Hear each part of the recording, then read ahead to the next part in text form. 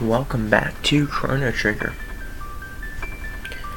This'll be, you may have seen some other videos I did of Chrono Trigger, but this'll be a new one because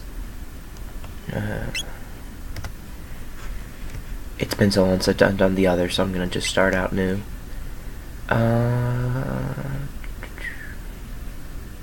Yeah, I'm gonna leave it as Chrono.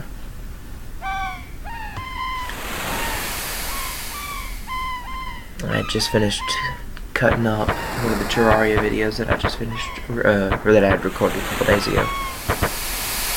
And I wasn't doing anything, I felt like playing a game, I was looking through stuff I had, and I saw Chrono Trigger. And I love Chrono Trigger, so I figured I'd play some Chrono Trigger.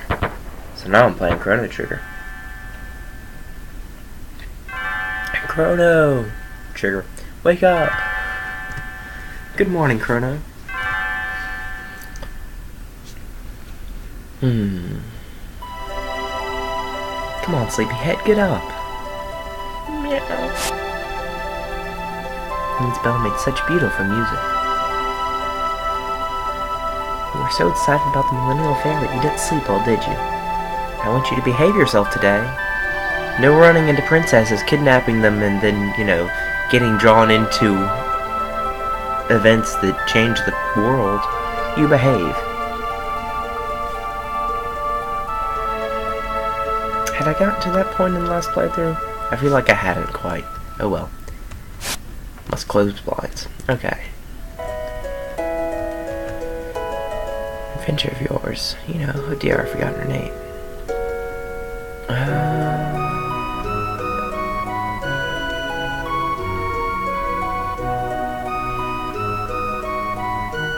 Yeah, I'm just gonna leave the names. I'm not gonna have to think. Don't forget that she invited you to see her new invention.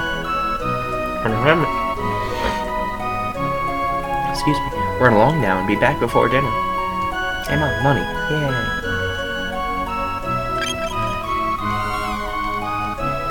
Alright.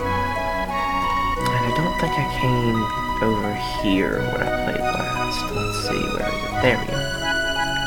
This is something that I actually didn't remember being in the game until I was looking around more recently. You can take the things you find here.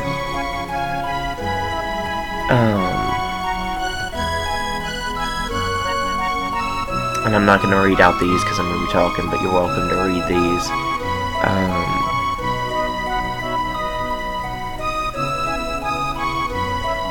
Apparently I am reading them, just not out loud. But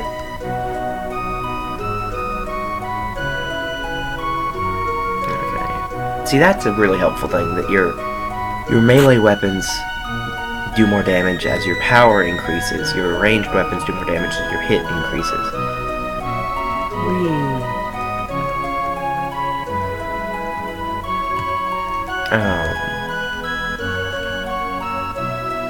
So I've played this game since I was really young.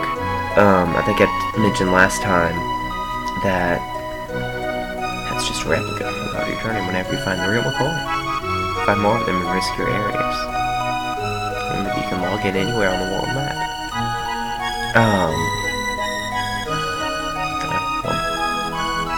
So I've been playing it since I was really young, so I knew how to play and never, a lot of times I don't look around for all of the flavor, all of the people just talking about their lives, which is a shame because it's a lot of really good stuff, like not necessarily helpful mechanics wise, but there's a real world here, and that's one of the reasons I like this game. Is I like the mechanics, I like things like this. You can change how many people you're going to hit with an attack based on where they are. And the monsters just walk around, and sometimes monsters will throw you around, and that'll change where you can attack from.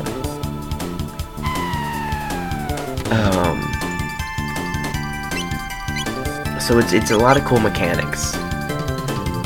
But it's also, it's one of those games where you can tell people just poured their heart and soul into.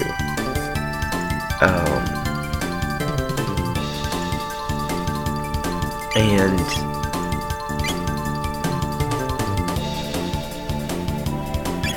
let's see. I think there's only like 1 or 2 attacks that do that actually. This one.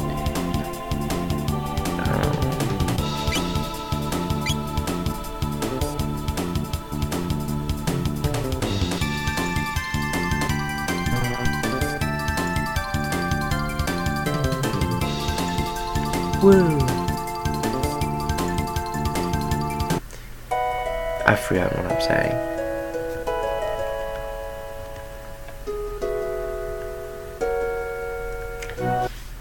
Oh, but so I found this map more recently, and like I might have. Oh, and your attacks are weakened. I might have found it, you know, when I was really young, but it had been long since forgotten it.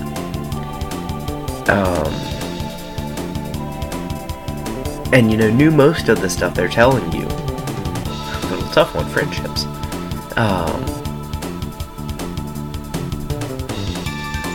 But just didn't remember there being a tutorial area.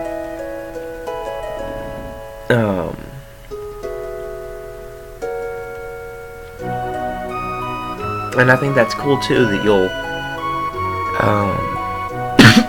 excuse me, that there is a tutorial and it tells you a lot about the game, and that's good because it's I think for the time it was a fairly complicated game. Like these days it doesn't seem like there's that much that's new, but that's because there's probably been other games that have used some of the ideas from it.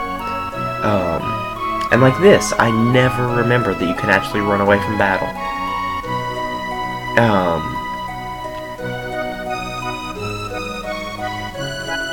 It's one of those things that you only really need to do against some bosses, you know, like, if you're decent at the game, that's the only time you're ever gonna have a chance of,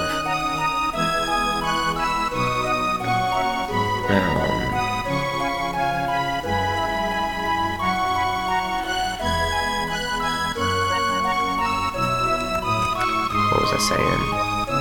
Oh, the only time you're gonna have, you know, have a chance of dying is against a real powerful enemy, like a boss. But the bosses I don't think you can run away from. So it's something that I just always forget you can do, you know? And there's not a ton of grinding needed in this, not compared to a lot of JRPGs. But there is some, like you should fight pretty much any enemy in your path. You shouldn't try to run away from them.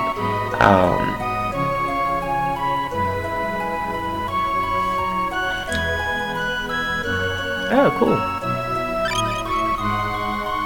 Yep.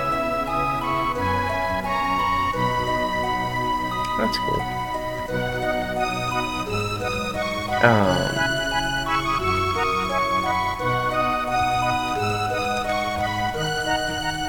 Stop talking so I can loot.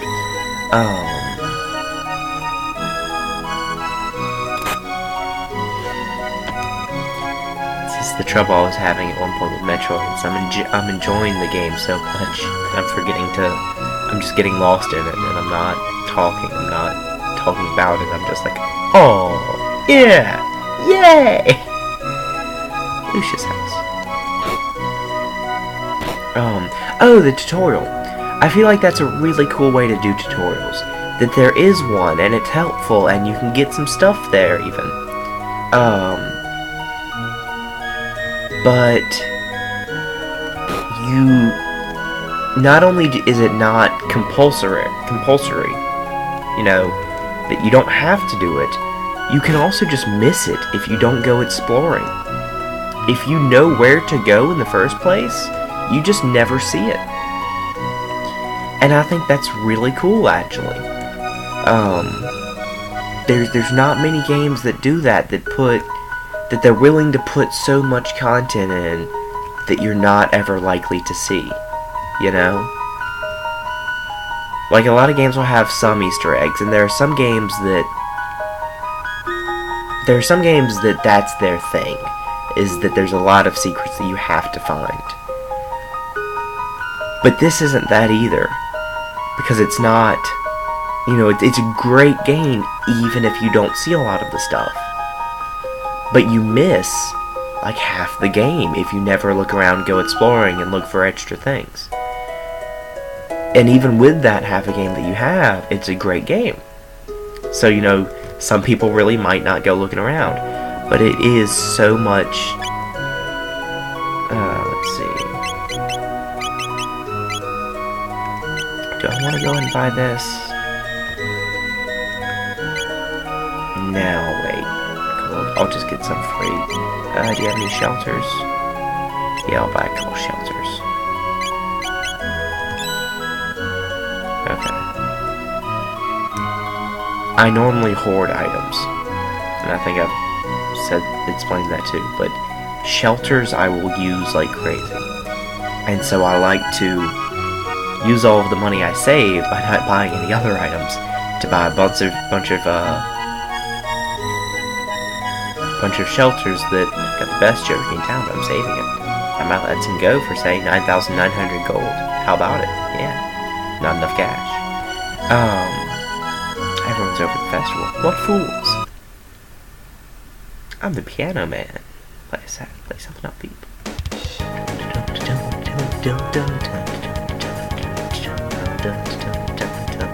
Okay, sorry.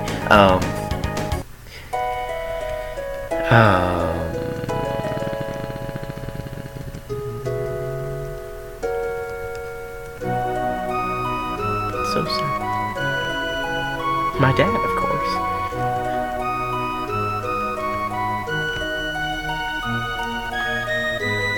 Give you 10 gold if you act like a chicken. Sure.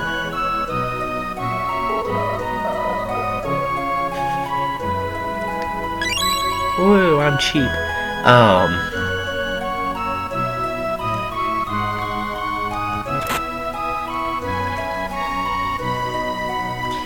And it's cool too, because there's a lot of things like that, where like I think you can do that as many times as you want. Act like a chicken, get 10 gold. And the guy that sells you the jerky, there's a way to, you can buy it from him from 9,900, and then there's someone else that you can sell it to for 10,000. So you can make 100 gold profit. But by the time you're able to, that 100 gold doesn't mean much. And right now, the 10 gold, you could probably do that enough to get a, you know, better starting kit if you wanted to. But the game isn't so difficult that it's really necessary. And so you can, you know, you can get away with not doing it, and so it, most of the time you're not going to. But it gives you the option because, you know, if you look hard enough, you'll probably find ways to make money. Other than looting corpses.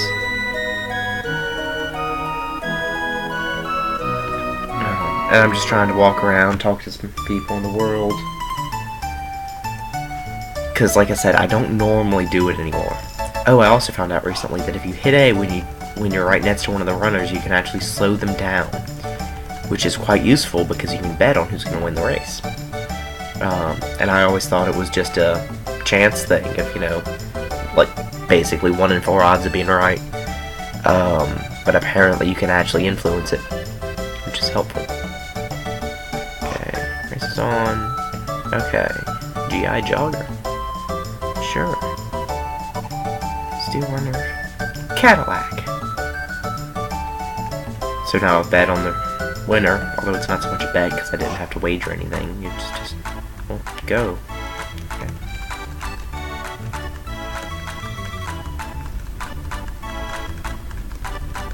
Cat, go. Here.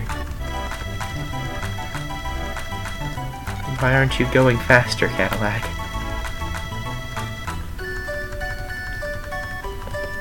So, that wasn't the best guess.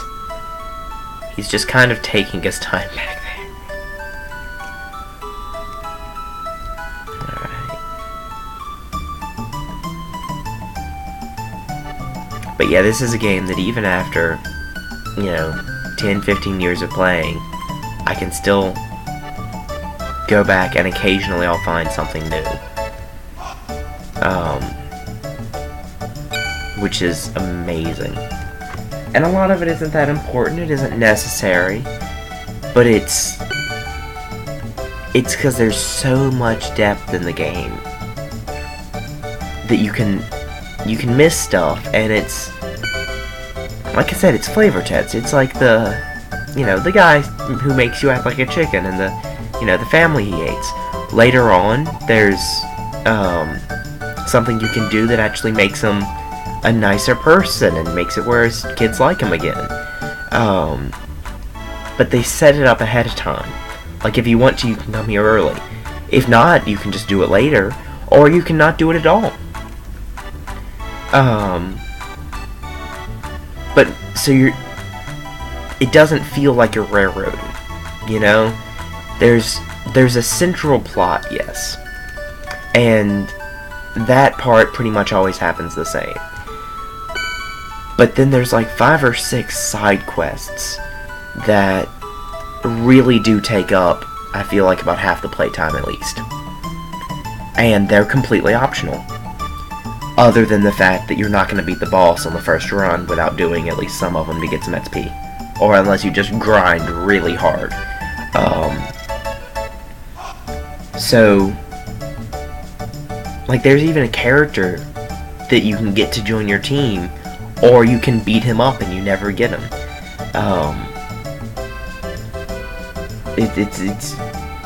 There's only 6 or 7 people, I think, that are going to be on your team by the end, and one of them is completely optional. And you really don't get that in a lot of games. Maybe not, maybe there's, like I said, maybe there's some more that do that now, but I haven't seen many of them. And I love this game. That's what it boils down to, I suppose. But it's been 15 minutes, so I'm going to go and cut the video here, and when we come back, I'm going to start actually working towards the plot, instead of just running around aimlessly and hitting A on people, so that y'all can read some of the dialogue. Because it's not that it's not interesting to me anymore, it's that I remember most of it. You know, I've played this game so many times.